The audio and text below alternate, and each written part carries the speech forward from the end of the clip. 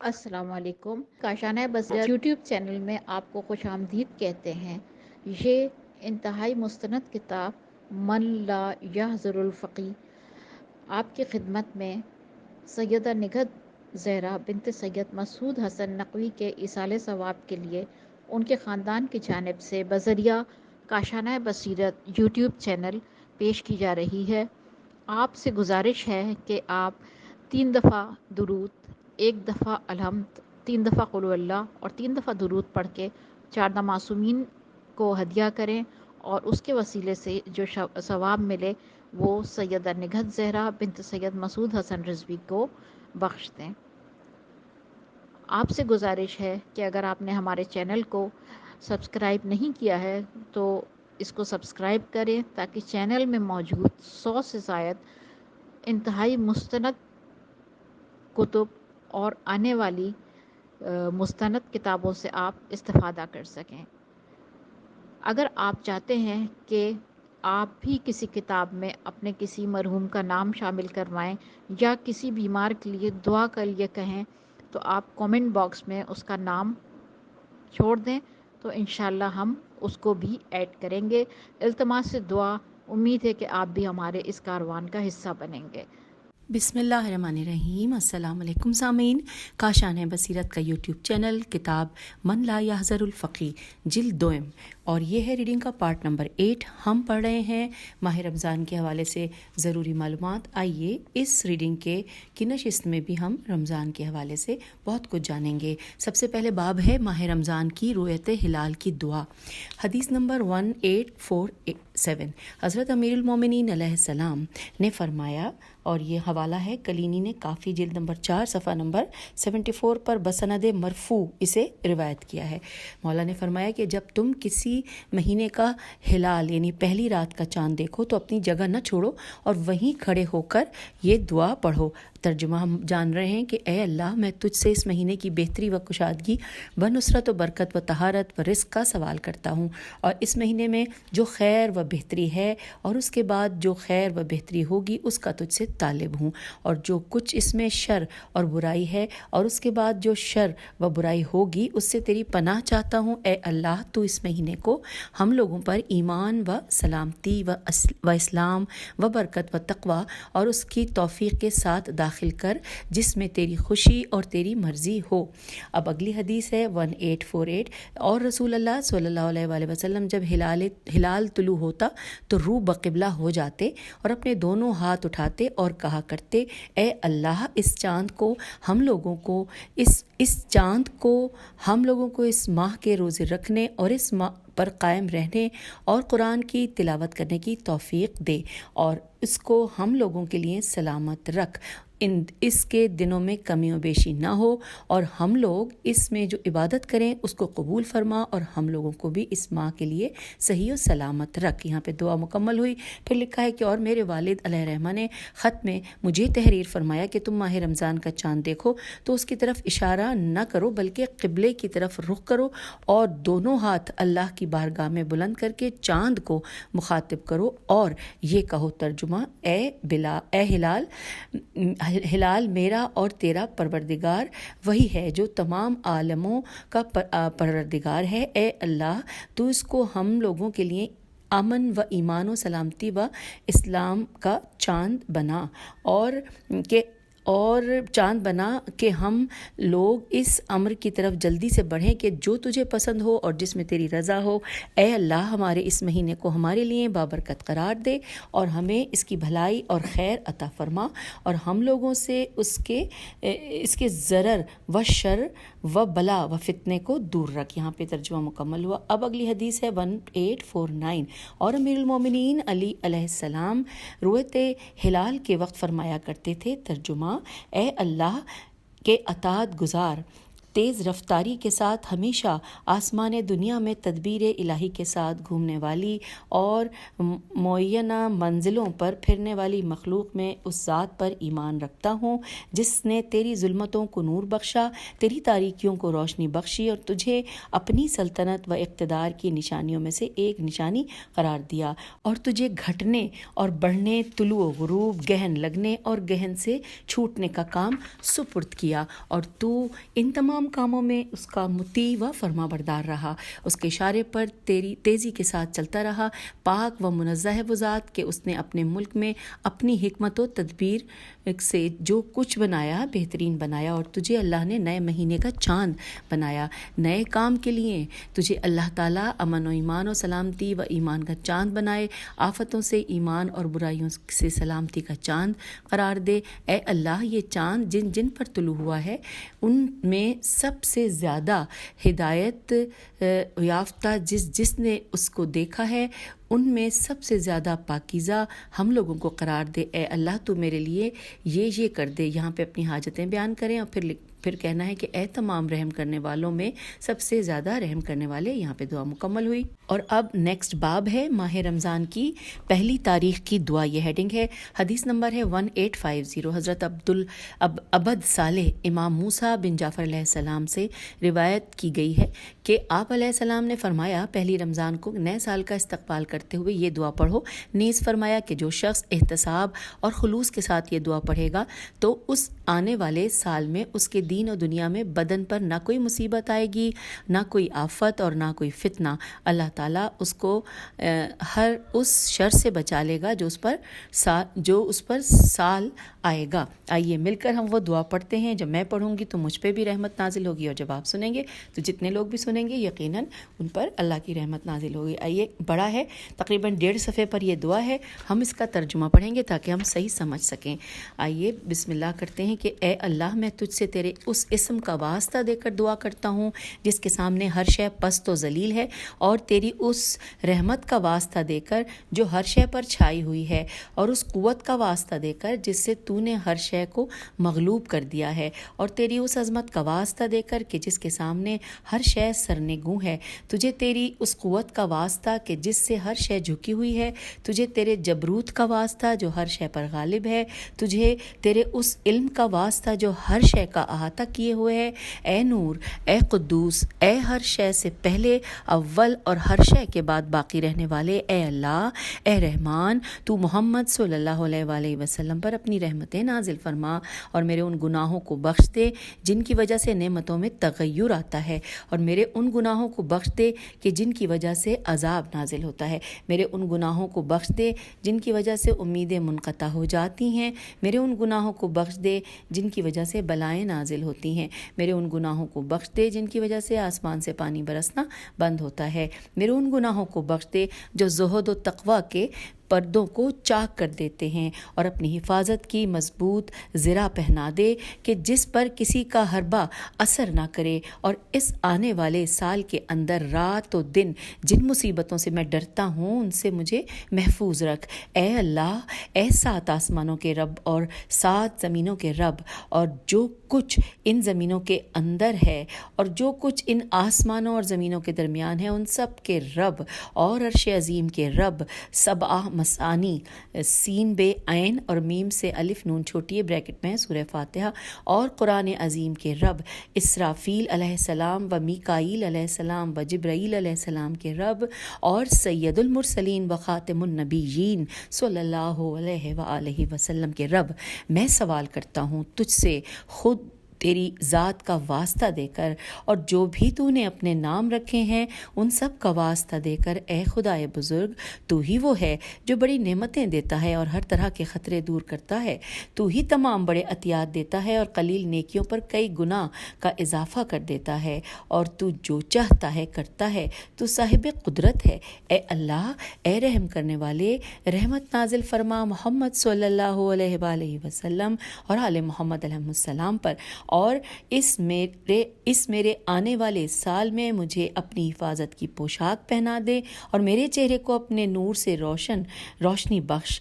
مجھے اپنی محبت کے ساتھ زندہ رکھ. مجھے اپنی رضا و خوشنودی نصیب کر اور اپنے نفیس و بیش قیمت و بزرگ عطیے کو جو تیرے پاس سب سے بہتر ہو، اس سے بھی بہتر جو اپنی مخلوق میں سے کسی کو تو نے عطا کیا ہو، اور اس کے علاوہ لباس عافیت بھی پہنا دے. اے ہر ایک کی شکایت سننے والے، اے ہر سرگوشی کے شاہد، اے ہر پوشیدہ بات کو جاننے والے، اے اس بلا کو دفع کرنے والے جسے تو چاہے اسے عفو کرنے والے کریم، اے بہترین درگزر کرنے والے، مجھے ملت ابراہیم علیہ السلام اور ان کی فطرت پر اور دین محمد صلی اللہ علیہ وآلہ وسلم اور ان کی سنت پر موت دے، اور مجھے موت آئے تو تیرے اولیاء سے محبت کرتے ہوئے اور تیرے دشمنوں کو دشمن رکھتے ہوئے آئے. اے اللہ تو مجھے اس سال کے اندر ہر اس قول اور ہر اس فعل سے کنارہ کش رکھ جو مجھ کو تجھ سے دور کر دے. مجھے ہر اس عمل و قول و فعل کی طرف مائل کر جو مجھ کو تجھ سے قریب کر دے اے ارحم الراحمین، اور مجھ کو ہر اس قول و عمل کے کرنے سے روک جس کے برے انجام پر تیری سزا ملے. میں ڈرتا ہوں اس امر سے کہ کہیں تو اپنے لطف و کرم کا رخ میری طرف سے پھیر نہ لے، اور جو کچھ تیرے خزانہ قدرت میں ہے اس کے اندر میرے حصے میں کمی نہ ہو جائے. اے مہربانی کرنے والے، اے رحم کرنے والے، اے اللہ تو مجھے میرے اس آنے والے سال کے اندر اپنے حفظ و امان اور پناہ میں رکھ، اور مجھے اپنی عافیت کا لباس پہنا دے. مجھ پر اپنے کرم کی بخشش فرما میرے مالک. تیری پناہ میں آنے والا بہت قوی ہوتا ہے، تیری حمد و ثنا بہت بڑی ہے، اور تیرے سوا کوئی اللہ نہیں ہے. اے اللہ تیرے اولیاء میں سے جو صالحین گزرے ہیں ہمیں ان کی تابع اور ان سے ملحق کر دے، اور ان میں جو تیرے متعلق سچ بولتے رہے ہمیں ان کا ماننے والا بنا.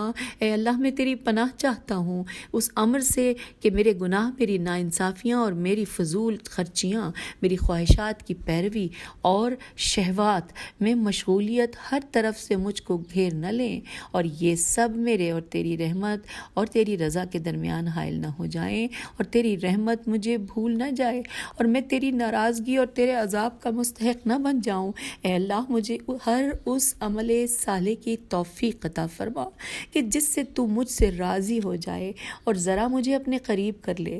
اے اللہ جس طرح تو نے اپنے نبی صلی اللہ علیہ وآلہ وسلم کو ان کے دشمنوں کے خطرے میں حفاظت فرمائی، ان کے غم کو دور کیا، ان کے کرب و تکلیف کو برطرف کیا، اور ان سے جو وعدہ کیا تھا اسے پورا کیا اور اپنے عہد کو وفا کیا، ویسے ہی میرے مالک، ویسے ہی اے اللہ اس سال کے خطرات و آفات و امراض و فتنہ و شر، حزن و تنگی معاش سے میری مدد فرما، میری حفاظت فرما، اور اپنی رحمت سے مکمل عافیت و بھرپور اور مسلسل نعمتیں میری زندگی کے آخر تک مجھے پہنچاتا رہے. میں تجھ سے اس طرح سوال کرتا ہوں جیسے کوئی گناہ گار اور ظالم و ذلیل و خوار اپنے گناہوں کا اعتراف کرنے والا کرتا ہے. میرے گزشتہ گناہ جو تیرے کرامن کاتبین ملائکہ نے میرے نام اعمال میں محفوظ کر لیے ہیں انہیں بخش دے، اور اے اللہ میری باقی عمر میں مرتے دم تک مجھے گناہوں سے بچا. اے اللہ اے رحمان رحمت نازل فرما محمد صلی اللہ علیہ وآلہ وسلم اور ان کی آل علیہ السلام پر، اور جن باتوں کا کہ میں نے دعا مانگی ہے وہ مجھے عطا کر، اس لیے کہ تو نے مجھے دعا کرنے کا حکم دیا ہے اور اس کی قبولیت کا وعدہ فرمایا ہے. آمین یا رحمت للعالمین. اللہم صلی علی محمد. آئیے اگلی حدیث پڑھتے ہیں. 1851 نمبر ہے، اور حضرت امام زین العابدین علیہ السلام ماہ رمضان میں یہ دعا پڑھتے تھے. آئیے مولا کی یہ دعا کا ترجمہ مل کر پڑھتے ہیں. اللہ تعالی ہمیں توفیق دے کہ ہم ان الفاظ کی ادائیگی بہتر سے بہتر کر سکیں.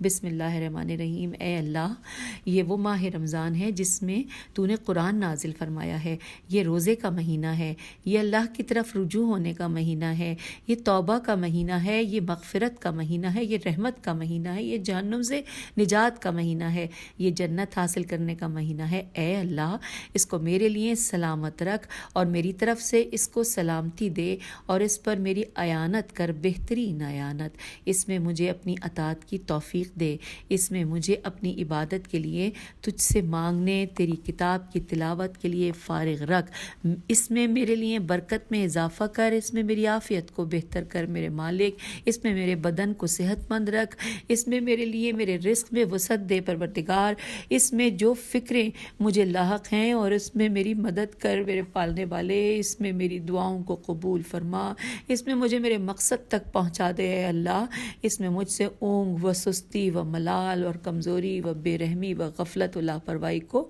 دور رکھ۔ اے اللہ تو اس مہینے میں مجھے روگ، بیماری، رنج و غم، عارضہ اور مرض، خطا و گناہ سے محفوظ رکھ، اور اس مہینے میں بدی، فحش، تقدر، بلا تعب و تکان کو مجھ سے دور کر، بے شک تو دعا کو سننے والا ہے۔ اے اللہ اس مہینے میں مجھے اپنی پناہ دے شیطان رجیم سے، اس کی چال بازی سے، اس کے فریب سے، اس کے پیدل اور سوار سے، اس کے کید سے، کاف یہ دال، اس کے مکر سے، قید ہے یا قید ہے، اس کے مکر سے، اس کے دھوکے سے، اس کے بہلاوے سے، اس کی چال بازی سے، اس کے فریب سے، اس کے ساتھیوں سے، اس کے دوست داروں سے اور ان سب کے قید و مکر سے اے اللہ اس مہینے میں پورے روزے رکھنے کی توفیق دے، اس کے قیام میں جتنی مجھے امید ہے وہ پوری ہو، اور ان تمام امور کو میں مکمل طور پر انجام دوں جن کی بنا پر تو مجھ سے راضی ہو جائے، پورے صبر و ایمان اور یقین و احتساب کے ساتھ مجھ سے راضی ہو جائے۔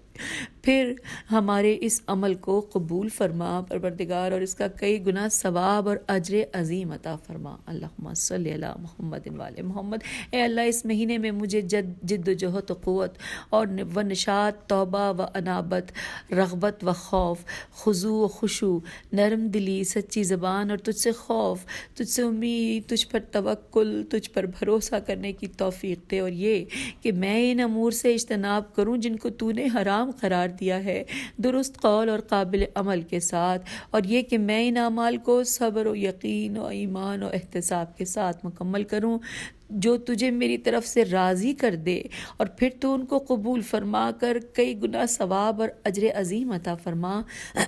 اے اللہ مجھے اس مہینے میں جد و جہد، قوت و خوش دلی و رجوع قلب و توبہ، رغبت و خوف و جزا،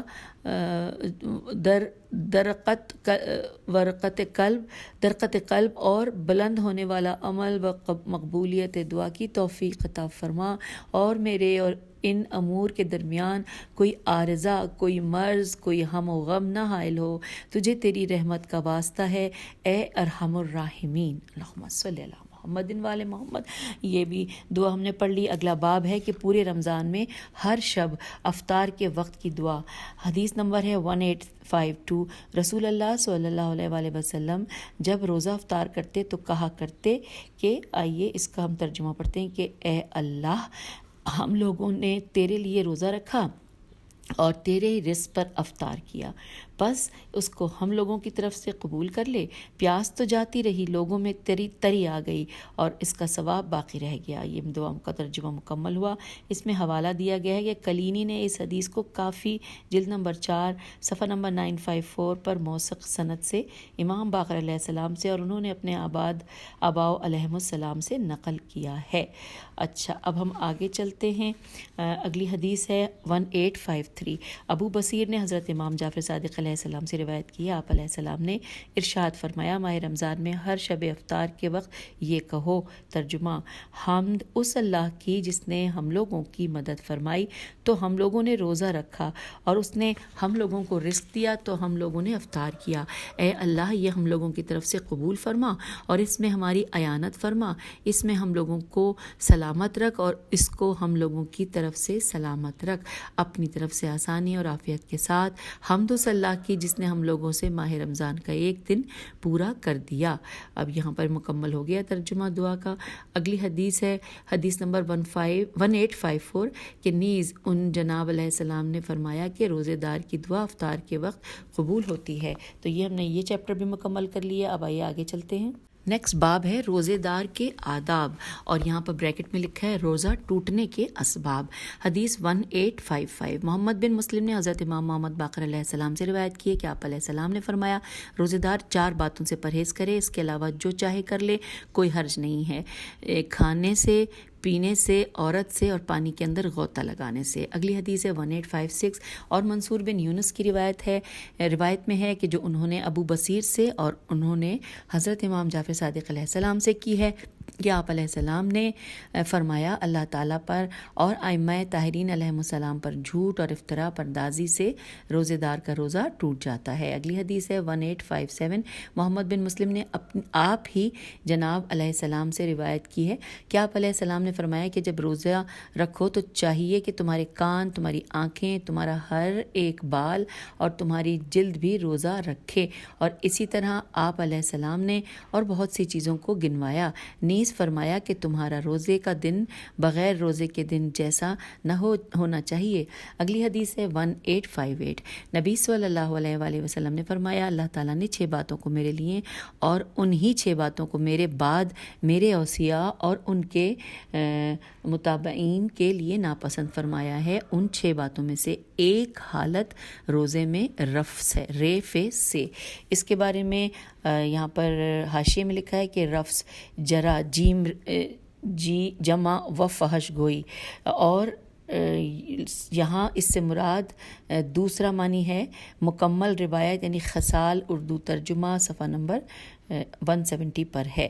یہ ہمیں یہاں پہ ہدایات مل گئی ہیں حاشیے میں، اور ہم نے اس کے بارے میں جان لیا ہے۔ آگے چلتے ہیں، حدیث نمبر 1859، ابو بصیر نے حضرت امام جعفر صادق علیہ السلام سے روایت کی ہے کہ آپ علیہ السلام نے ارشاد فرمایا روزہ صرف کھانا پینا ترک کرنے کا نام نہیں ہے۔ حضرت مریم سلام اللہ علیہا نے کہا کہ میں نے اللہ تعالیٰ کے لیے روزے کی نظر کی ہے، یعنی خاموش رہنے کی، لہٰذا تم لوگ اپنی زبان کو قابو میں رکھو، نگاہیں نیچی رکھو، اور آپس میں ایک دوسرے سے نہ حسد کرو اور نہ جھگڑا کرو، اس لیے کہ حسد ایمان کو اس طرح کھا جاتا ہے جس طرح آگ لکڑی کو کھا جاتی ہے۔ اگلی حدیث کا نمبر ہے 1860، حضرت امیر المومنین علیہ السلام نے ارشاد فرمایا تم لوگوں پر فرض ہے کہ ماہ رمضان میں کثرت سے استغفار اور دعا کرو، اس لیے کہ دعا بلا کو دور کر دیتی ہے اور استغفار تم لوگوں کے گناہوں کو محو کر دیتا ہے۔ اگلی حدیث نمبر ہے 1861، لکھا ہے حضرت امام جعفر صادق علیہ السلام نے ارشاد فرمایا رات کے وقت شعر نہ پڑھو، جہاں لکھا ہے اس کا حوالہ حدیث وہ دیا گیا ہے حاشیے میں۔ آئیے پڑھتے ہیں کہ یہ حدیث کافی جلد نمبر 4 اور صفحہ نمبر 88 پر صحیح کی مانند حسن میں شمار کی گئی ہے۔ یہاں پر یہ ہم نے حاشیے میں جان لیا۔ پھر ساتھ ہی آگے لکھا ہے کہ اور رمضان کے اندر تو رات اور دن دونوں میں شعر نہ پڑھو۔ آپ علیہ السلام کے صاحبزادے اسماعیل نے پوچھا کہ بابا اگرچہ ہم لوگوں کے متعلق کیوں نہ ہو، تو آپ علیہ السلام نے فرمایا کہ ہاں اگرچہ ہم لوگوں کے متعلق کیوں نہ ہو۔ اب یہاں پر حوالہ ہے کہ یہ حدیث دلالت کرتی ہے کہ رات میں شعر پڑھنے سے مطلقاً بچا جائے، اور ماہ رمضان میں تو رات ہو یا دن خواہ وہ شعر مدح ائمہ علیہم السلام ہی کیوں نہ ہو۔ آگے چلتے ہیں، حدیث نمبر اب جو ہم پڑھنے جا رہے ہیں وہ ہے 1862، اور اس میں لکھا ہے کہ نبی صلی اللہ علیہ وآلہ وسلم نے ارشاد فرمایا کہ جس کسی بندے کو گالی دی جائے اور وہ اس کے جواب میں کہے کہ میں روزے سے ہوں، تم پر سلام میں تمہیں گالی نہ دوں گا، تو جس طرح تم نے مجھے گالی دی ہے، تو اللہ تعالیٰ کہے گا کہ میرے بندے نے میرے دوسرے بندے کے شر سے بچنے کے لیے روزے سے پناہ چاہی ہے، تو میں نے اس کو جہنم سے پناہ دی ہے۔ اب آئیے اگلی حدیث کی جانب 1863، اور رسول صلی اللہ علیہ وآلہ وسلم نے سنا کہ ایک عورت روزے کی حالت میں اپنی کنیز کو گالی دے رہی تھی، تو آپ صلی اللہ علیہ وآلہ وسلم نے کھانا منگوایا اور اس عورت سے کہا کہ لو کھانا کھا لو، تو اس نے عرض کیا کہ میں روزے سے ہوں، تو آپ علیہ السلام نے فرمایا کہ اب تو روزے سے کیسے ہے، تو نے تو اپنی کنیز کو گالی دے دی ہے، روزہ فقط کھانے پینے کو چھوڑ دینے کا نام تو نہیں۔ اور یہاں پر حوالہ دیا گیا ہے کلینی نے جلد نمبر 4 صفحہ نمبر 87 پر جرائے مدائنی کے حوالے سے اس حدیث کو بیان کیا ہے۔ اگلی حدیث ہے 1864 نمبر پہ، کہ حضرت امام جعفر صادق علیہ السلام نے ارشاد فرمایا جب روزہ رکھو تو چاہیے کہ تمہارے کان اور تمہاری آنکھیں بھی روزہ رکھیں اور حرام و قبیح سے پرہیز کریں. تم کھانا پینا چھوڑ دو اور خدمتگار کو اذیت نہ دو. تمہیں چاہیے کہ روزے دار کا وقار قائم رکھو اور اپنے روزے کے دن کو بے روزے کے دن کے مانند نہ بناؤ. اور یہاں پر حوالہ ہے کلینی نے جلد نمبر 4 صفحہ نمبر 59 پر ابو بصیر کے حوالے سے اس حدیث کو بیان کیا ہے. پھر ساتھ ہی لکھا ہے کہ اور کوئی حرج نہیں کہ اگر ماہ رمضان میں کوئی روزہ دار حجامت کرائے جس طرح کی روایت کی گئی ہے. اگلی حدیث ہے 1865. حلبی نے حضرت امام جعفر صادق علیہ السلام سے روایت کی ہے. آپ علیہ السلام نے فرمایا کہ جب ہم ماہ رمضان میں حجامت کرانے یعنی پچھنا لگوانے کا ارادہ کرتے ہیں تو رات میں حجامت کرواتے ہیں. اگلی حدیث نمبر ہے 1866. راوی کا بیان ہے کہ میں نے جناب علیہ السلام سے دریافت کیا کہ کیا روزے دار پچھنا لگوائے؟ تو آپ علیہ السلام نے فرمایا کہ جس بات کا خود اس کو خوف ہے اسی کا خوف مجھے بھی اس کے متعلق ہے. میں نے عرض کیا کہ آپ علیہ السلام کو اس کے لیے کیا خوف ہے؟ فرمایا یہی کہ اس کے سفرادی مواد میں جوش آ جائے اور اس پر غشی طاری ہو جائے. تو میں نے عرض کیا کہ اگر اس میں طاقت ہے اور اس کو کسی بات کا خوف نہ ہو تو آپ نے فرمایا کہ ہاں ایسی صورت میں اگر وہ چاہے تو پچھنا لگوا سکتا ہے. اگلی حدیث کا نمبر ہے 1867. لکھا ہے اور امیر المومنین علیہ السلام کسی روزے دار کے پچھنا لگوانے کو مکروہ و نامناسب سمجھتے تھے کہ کہیں اس پر غشی طاری ہو جائے اور اسے روزہ توڑنا پڑے. اور کوئی حرج نہیں ہے کہ اگر ایک روزے دار ایسا سرما لگائے جس میں مشک ہو اور کوئی حرج نہیں کہ اگر سرمے میں حزوز ہے پہ زبر ہے پھر زواد ہے ایک زواد پہ پیش ہے اور ایک زواد پھر پورا ہے حزوز اور بریکٹ میں لکھا ہے کہ ایک دوا ہو. اور کوئی حرج نہیں کہ دن میں کسی وقت بھی وہ پانی سے یا تر و تازہ عوض سے مسواک کرے اور اس کا مزہ پائے. عین واو دال. اور اس کا حوالہ ہے کافی جلد نمبر 4 صفحہ نمبر 111 میں. حسین بن علا نے عین لام الف حمزہ کی اسناد سے روایت ہے کہ کہا میں نے ابو عبداللہ علیہ السلام سے روزے دار کے مسواک کرنے کے متعلق دریافت کیا تو فرمایا کہ ہاں مسواک کرے دن میں جس وقت چاہے. تو یہ ہم نے مسواک کے حوالے سے بھی جان لیا. اگلی حدیث ہے 1868. لکھا ہے عین لام الف حمزہ نے محمد بن مسلم سے اور انہوں نے حضرت امام محمد باقر علیہ السلام سے روایت کی ہے کہ آپ علیہ السلام نے ابکائی کے متعلق دریافت کیا کہ کیا اس سے روزہ دار کا روزہ ٹوٹ جاتا ہے؟ تو آپ علیہ السلام نے فرمایا کہ نہیں. پھر ساتھ ہی اگلے پیراگراف میں لکھا ہے کہ اور روزے دار کے کلی کرنے یا ناک میں پانی ڈالنے میں کوئی حرج نہیں مگر جب کلی کرے یا ناک میں پانی ڈالے تو اس کی تری جب تک 3 مرتبہ نہ تھوک لے نہ گھونٹے. اور اگر وہ کلی کر رہا تھا اور حلق میں پانی چلا گیا تو اگر یہ کلی نماز کے وضو کے لیے ہے تو وہ قضا نہیں کرے گا. اگلی حدیث کا نمبر ہے 1869. سماع سین میم الف عین ہے. سماع بن مہران نے حضرت امام جعفر صادق علیہ السلام سے روایت کی ہے کہ ایسے شخص کے متعلق جو پیاس کی وجہ سے کلی کر رہا تھا کہ اس کے حلق میں پانی چلا گیا تو آپ علیہ السلام نے فرمایا کہ وہ اس روزے کی قضا کرے گا اور اگر وہ کلی وضو کے لیے کر رہا تھا تو پھر کوئی حرج نہیں ہے. اگلی حدیث ہے 1870. راوی کا بیان ہے کہ میں نے جناب علیہ السلام سے ماہ رمضان میں قے کے متعلق دریافت کیا تو آپ علیہ السلام نے فرمایا کہ اگر بے اختیار قے آ گئی ہے تو کوئی حرج نہیں اور اگر اس نے عمدن قید کی ہے تو اس کا روزہ ٹوٹ گیا ہے اور اس کی قضا کرے گا. اگلی حدیث ہے 1871. اور احمد بن محمد بن ابی نصر بزنتی بے نون توئے چھوٹیے نے حضرت امام رضا علیہ السلام سے ایک ایسے شخص کے متعلق دریافت کیا جس نے ماہ رمضان میں کسی سبب سے حقنا ہے قاف نون ہے حقنا لے لیا.